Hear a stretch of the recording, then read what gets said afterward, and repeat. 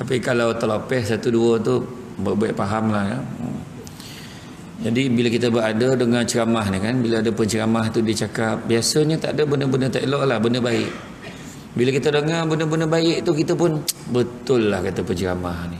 Dalam hati kita, iyalah, aku ni banyak salah. Kadang kita cakap benda tu dalam hati. Keluar pada masjid, buat perangai balik kan? Tapi masuk dalam masjid, dengar balik semula, betul lah apa yang diberitahu tu. Allahu Akbar, banyak dosa aku, tak nak aku ulang balik. Keluar pada masjid, buat perangai lagi. Macam itulah, dia ulang-ulang. Tapi sebab itu Hanzalah sahabat Nabi bertanya kepada Sayyidina Abu Bakar. Dia kata, kalau macam mana cara nak ngelakkan kami ni leka dan lalai dengan dunia. Sebab waktu kami bersama dengan Rasulullah, Rasulullah cerita pasal syurga, terbayang syurga. Cerita pasal neraka, terbayang terus neraka. Tetapi bila jauh pada Rasulullah, kami mula leka.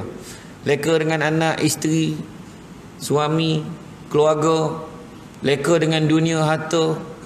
Jadi macam mana tu? Jadi akhirnya bila sampai kepada Nabi, Nabi beritahu, perbanyakkanlah menyertai halaqah zikrullah, majlis-majlis mengingati Allah. Itu sebabnya kalau majlis ilmu ni memang kena datang. Tak kira lah siapa penceramah. Saya tak boleh tolak ceramah kat masjid ni, sebab saya difahamkan memang jemaah subuhnya memang macam ni lah ramainya. Tu macam terkesima, tu macam terperanjat itu kan. Itu sebab saya tak boleh tolak kan. Syukur alhamdulillah, mudah-mudahan. Sebab kita tahu puak-puak Yahudi ni, dia boleh letakkan standard KPI, dia tak takut dengan ancaman Islam ni sikit pun tak takut. Selagi mana jemaah subuh di masjid tak sampai 3 saf, dia orang tak takut. Dia bukan letak selagi subuh tak penuh, 3 saf dia letak. Berani tak berani dia letak. Jadi alhamdulillah dipahamkan kat masjid ni dia dalam kategori yang lebih daripada 3 saf. Dia memang biasa macam ni. Kebanyakan di bandar-bandar pun dah tak ada masalah. Sekarang ni yang masalah di kawasan kampung. Sebab bukan orang tak datang, orang memang dah tak ada. Tapi kita ni azam kita jangan tengok kau tak pergi, dia tak pergi, tak. Tengok diri kita. Jadi kita ni matlamat hidup kita ni sementara. Hidup kita ni sementara. Selalu kita sebut dunia ini dunia yang fana, dunia yang sementara. Kenapa sebut dunia sementara? Sebab dunia ni akan musnah. Zaman Nabi kita dulu, macam masa peristiwa Isra' dan Mi'raj, bayangan dah berapa lama dah tu. Peristiwa Isra' dan Mi'raj, Nabi berjalan dengan Jibril, nampak seorang perempuan tua bongkok. Jibril beritahu, itulah dunia, dah tua betul dah. Tunggu masa ya, nak kiamat. Itu zaman Nabi dah cakap dunia tua. Kita ni lebih lagi, tanda-tanda dah banyak pula tu. Banyak tanda. Soalan yang tanya pun bukan-bukan lah. Dulu surut-surut, sekarang tunjuk depan-depan. Apa punya soalan tanya tu? Kenapa ustaz lelaki tak boleh kahwin dengan lelaki? Apa punya soalan tu kan? Dulu dia tak tanya soalan tu sebab dia tahu sendiri. Dia boleh tanya kenapa lelaki tak boleh kahwin dengan lelaki. Tu Perdana Menteri kat negara Afrika tu pun faham. Yang bukan Islam ni dia pun faham. Ditangkapnya lelaki dengan lelaki ni, perempuan dengan perempuan, dipenjarakan dalam bilik yang sama. Lelaki dengan lelaki, perempuan dengan perempuan. Hanya akan dibebaskan sekiranya salah seorang daripada mereka mengandung. Tu syarat dia. Sampai mampu saya tak mengandung kan? Cerita betul. Dia yang tak Islam pun faham. Ini ada pula orang Melayu lah kan, orang Melayu yang salah hari bulan ni. Tanya, betul? Kenapa lelaki tak boleh kahwin dengan lelaki? Saya jawab lah, tak boleh berlaga raket. Macam mana pula lelaki dengan lelaki, skru dengan skru tak mau. Skru kena cari lubang skru juga. Yang faham, tak faham sudah. Betul ada kat yang tanya tu. Nak tengok kan soalan dia tanya ni. Tuan, semain Jumaat hari apa tu? Apa je soalan tu? Jadi dah dia tanya tu, saya jawab lah hari Rabu. Bukan Jumaat ke? Habis kau tanya buat apa? Kata. Sebab apa tanya? Sebab dah ada pula yang mencadangkan semain Jumaat ni buat hari Sabtu tu. Nak ngelak kesesakan lalu lintas dan juga produktiviti kerja. Apa susah kau ikut Terengganu Kelantan, berapa lama buat dah, Johor pun dah buat. Cuti di Jumaat Sabtu settle.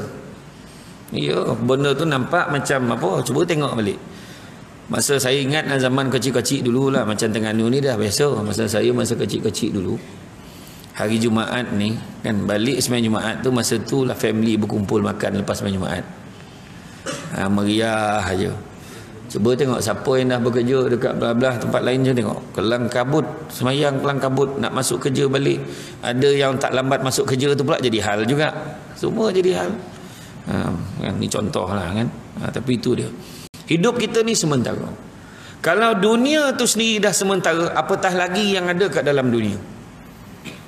Lebih-lebih lagi sementara dia. Kan? Tu sebabnya Allah uji kita macam-macam dalam hidup yang sementara. Macam-macam. Tiba-tiba dah penghujung usia. Tiba-tiba. Ayat kita memang macam tu. Tiba-tiba dah puasa balik. Sebagai contoh, tengok tahun depan ni lah. Tahun depan bulan puasa bulan berapa? Bulan berapa puasa tahun depan? Tengok, semua dah fikir dah raya kan.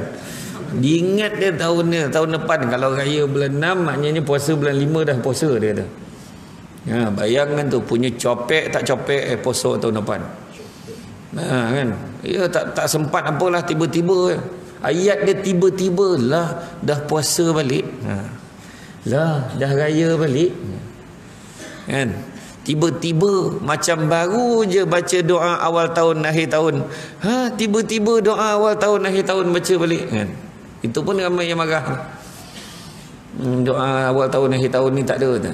Kata kan, bergaduh tak baik dalam grup WhatsApp yang teruk bergaduh tu. Macam-macam sampai kan. Ni tak boleh, tu tak boleh. Ziarah kubur tak boleh, apa tak boleh. Semua tak boleh.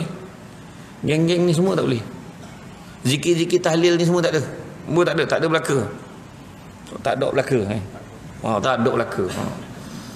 Iya, tak tahu apa pun tak boleh. Pergi kubur tak boleh baca Yasin. Ada lah tu cakap, tak boleh baca Yasin. Habis tak boleh baca Yasin, nak baca apa? Baca surat khabar. Bacalah apa nak baca. Kalau boleh baca satu Quran, baca satu Quran. Kan? Tapi nak menung yang menonggok apa? Kan? Paling tidak surah Fatihah. Tu cakap tadi, hidup sementara. Apatah lagi yang ada. Jangan tertipu dengan dunia. Jangan tertipu dengan dunia. Sementara. Duit sampai masa habis. Manusia boleh bergaduh sebab duit. Kan? Bergaduh sebab duit. Sampai masa pula, selain pada harta yang lain, apa dia? Kereta, rumah, kekayaan, aset yang bernilai berjuta, sampai masa habis. Kan? Habis. Itu sebab Iskandar Zulkarnain dalam sejarahnya, kan, orang putih panggil dia Alexander the Great. Iskandar Zulkarnain, dia kata kat tentera dia, kalau aku mati besok, jangan lupa pastikan nanti yang ngusung jenazah aku tabib-tabib yang handal. Kemudian pastikan waktu perjalanan pergi ke kubur tu, taburkan segala harta kekayaan aku kat jalan tu. Kemudian pastikan waktu usung jenazah aku, tangan aku tu terkulai. Contoh lah, biar orang nampak tangan aku ni. So, orang tanyalah, kenapa kau nak baik macam tu? Pertama, biar tabib yang handal-handal, doktor yang hebat-hebat tu usung jenazah aku, biar orang tahu hebat macam mana pun tabib tu, hebat mana pun doktor tu, takkan dapat menghalang kematian daripada berlaku. Memang tak ada yang boleh halang kematian. Yang kedua, waktu usung jenazah aku, tabur harta kekayaan, kau akan tengok berapa ramai orang berebut ambil harta tu tanpa kau mampu buat apa-apa. Sebab macam mana kaya sekalipun, kau tak boleh bawa masuk dalam kubur. Dan yang ketiga, kenapa biar tangan terkulai? Nak bagi tahu semua orang nampak macam mana kau lahir dulu tangan kosong, mati pun tangan kosong. Tangan terkulai layu di Tasik Madu, Fauziah Latif. Macam itulah dia kurang. Tak boleh buat apa. Tangan tu kau cakap lah, mandikan jenazah, pusing, pusing sini, gosok sini, tak boleh apa pun. Dia tak komplain, dah jadi mayat. Dia tak komplain pun, tak boleh buat apa. Sebab dia dah kehilangan satu sumber yang paling penting, iaitu masa. Masa dia dah habis. Atau budak-budak KL sebut masa dah time. Masa dah time, tak boleh buat apa dah. Cakaplah apa pun, dah tak boleh buat apa dah. Itu sebab nak buat kebaikan, tuan-tuan dan perempuan sekalian, jangan tangguh-tangguh. Nampak tabung sedekah. Malam ni dengarnya nak edarkan jual kupon untuk karnival untuk umur Rasulullah tu. Bali. Dia poi tak poi tu lain hal. Bali je kupon tu. Untung-untung besok adalah kan, ada pula, ada keberkatannya besok, adalah tu untuk kita. Kan? Sedekah contohlah. Nampak tabung masjid, berlumbur masuk. Jangan tunggu besoklah, besoklah. Kita selalu kadang dalam masyarakat, kita dengar haji kat ujung kampung tu sakit. Ya ke, sakit apa tak tahulah, tonat dah tu. Ya ke? Itulah petang sekarang aku ingat nak pergi tengok lah. Kita dah cakap petang ni nak pergi tengok. Petang tu bini pun tanya, bang, abang jadi ke nak pergi tengok haji yang sakit ni? Besok lah kot, macam tak ada mood pula. Contoh, dia tangguh kan. Malam tu meninggal haji tu. Bila meninggal haji tu apa dia kap? Baru nak tengok tu. Ayat biasa kan. Baru nak tengok. Wahal sebenarnya dia memang plan nak tengok dah, dia tangguh kan. Itu tak dapat tengok dengan tahap orang tu mati. Tapi bayangan kalau kita yang mati, langsung tak sempat apa pun. Itu sebabnya hidup ni sementara. Kalau boleh buat baik, buatlah. Jangan tangguh-tangguh. Lainlah kalau kita tahu kita mati bila. Nabi Yaqub yang kawan baik dengan malaikat maut. Nabi Yaqub kawan baik malaikat maut. Dia pun tak tahu mati bila. Nabi Yaqub dengan malaikat maut, ya Allah, kawan baik. Cuba kalau kita dapat kawan baik dengan malaikat maut macam. Kawan dengan menteri pun tak rasa macam tu tau. Kawan dengan malaikat maut siap minum, makan si dagang sekali. Bayang contohlah, ni contoh. Duduk makan kan kawan tanya, siapa tu? Siapa? Kau tak kenal ni siapa? Oh, mak dia punya belagak kawan dengan malaikat maut. Ni malaikat maut ni kau tahu. Kau cubalah buat panggil, aku suruh cabut nyawa orang.